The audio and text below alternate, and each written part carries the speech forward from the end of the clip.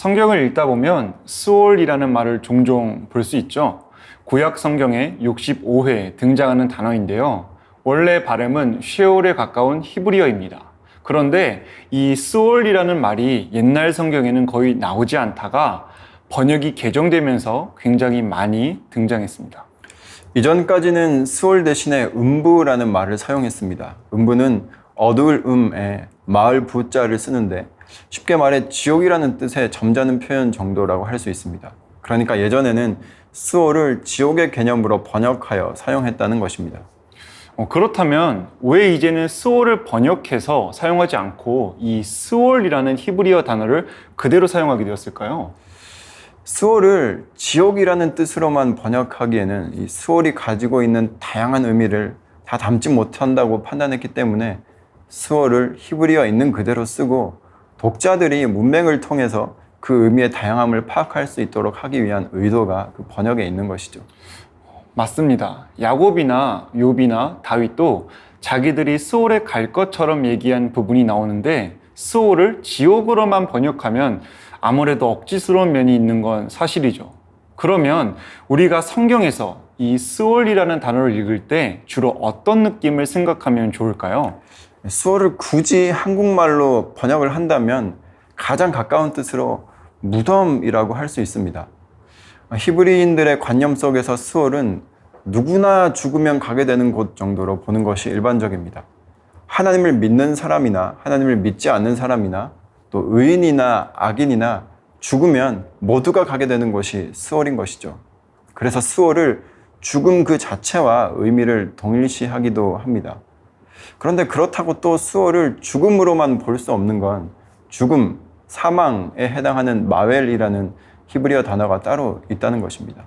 성경을 연구하는 분들이 스올이라는 단어를 왜 번역하지 않고 그대로 썼는지 조금 이해가 되는 것 같은데요. 스올이라는 단어가 가진 의미의 깊이와 풍부함을 최대한 보존해 보려는 의도가 아닐까 싶네요. 그래도 우리는 한국인이고 스올은 히브리어라서 어감을 완전히 익히는 것이 쉬운 일은 아닌 것 같습니다. 그래서 준비해 봤습니다. 다양한 용례를 한 자리에서 저희들이 읽어보면 어감을 익히시는 데 도움이 되실 것 같아서 스올이 쓰인 여러 구절들을 준비해 보았습니다. 먼저 시편 116편 3절인데요. 사망의 줄이 나를 두르고 스올의 고통이 내게 이름으로. 이 구절에서는 죽음과 사망과 스올이 거의 동일한 의미로 사용되었습니다. 죽을 것 같이 심각한 고통을 표현하는 의미로 사용된 것이죠. 또 열왕기상 2장 6절에 내 지혜대로 행하여 그의 백발이 평안히 스올에 내려가지 못하게 하라. 이 구절에서 스올은 어떤 부정적인 의미를 갖고 있기보다는 그저 죽음이라는 현상 그 자체를 말하고 있습니다. 그리고 내려간다는 표현을 통해서 지하, 좀 아래쪽에 있는 개념을 갖고 있는 것도 저희들이 알 수 있습니다. 이사야서 14장 15절 말씀은 그러나 이제 내가 스올 곧 구덩이 맨 밑에 떨어짐을 당하리로다 라고 기록되어 있는데요. 여기서는 깊은 구덩이 정도의 의미로 사용되고 있고 시편 141편 7절에서는 사람이 밭가락 흙을 부스러뜨림 같이 우리의 해골이 스올 입구에 흩어졌도다 라고 하면서 스올에 장소적인 의미를 부여해서 사용하고 있다는 것을 알 수 있죠. 또 이사야서 38장 18절은 스올이 주께 감사하지 못하며 사망이 주를 찬양하지 못하며 구덩이에 들어간 자가 주의 신실을 바라지 못하되 이렇게 스올을 인격을 가진 것처럼 표현하기도 합니다. 네, 이렇게 스올이라는 단어가 죽음의 상태, 죽음의 장소, 의인화된 죽음, 또 죽음의 현상 등 다양한 의미로 사용되는 것을 볼 수 있는데요. 이제 조금 감을 잡으셨을 것 같습니다. 감을 잡으셨는 줄로 믿고 다음 질문으로 넘어가겠습니다.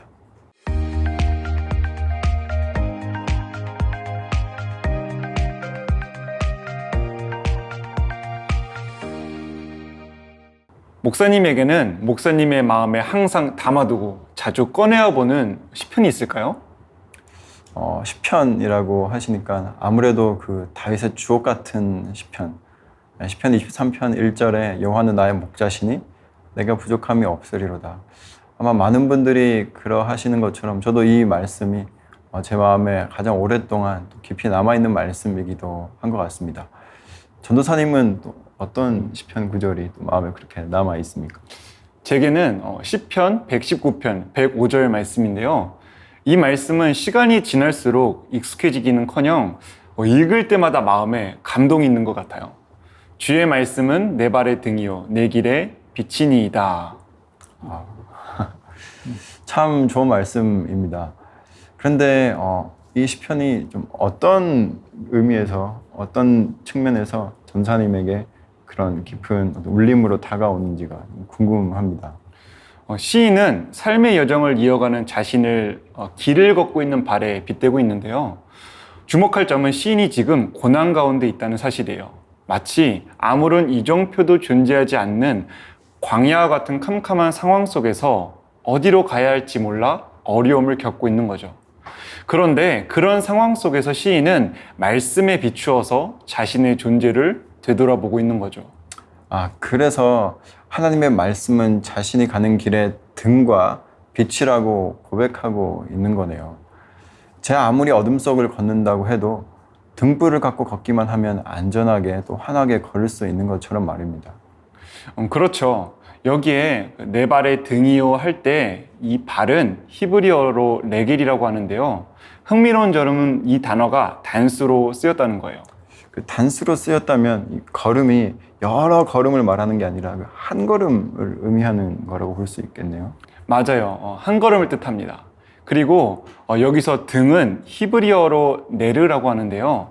한 손으로도 이렇게 가볍게 들 수 있는 등잔을 뜻한다고 합니다. 그러니까 이렇게 종합해서 보자면 내 발의 등이요라는 그 말씀의 의미는 내 인생의 한 걸음, 그 작은 순간순간마다 하나님을 의지해야 한다는 거죠. 마치 어둠 속에서 작은 등잔을 들고 그 빛만을 의지해서 우리가 한 걸음 한 걸음을 조심스럽게 내딛는 것처럼요. 네, 우리가 일주일에 한 번 하나님의 말씀 설교를 듣고 그것 하나로 살 수 없는 것처럼 우리가 매일매일의 말씀 앞에 서야 하는 이유가 또 이 시편 말씀 안에서 잘 나타나 있는 것 같습니다. 영적으로 너무나 어두운 이 세상 속에서 우리의 마음을 지킬 수 있는 유일한 길은 하나님의 말씀이라는 그 등불, 또 그 빛을 우리가 우리 안에 두는 것밖에 없다는 사실을 우리가 기억하고 또 오늘의 그 한 걸음을, 한순간을 하나님께 맡기는 저와 여러분이 되셨으면 좋겠습니다.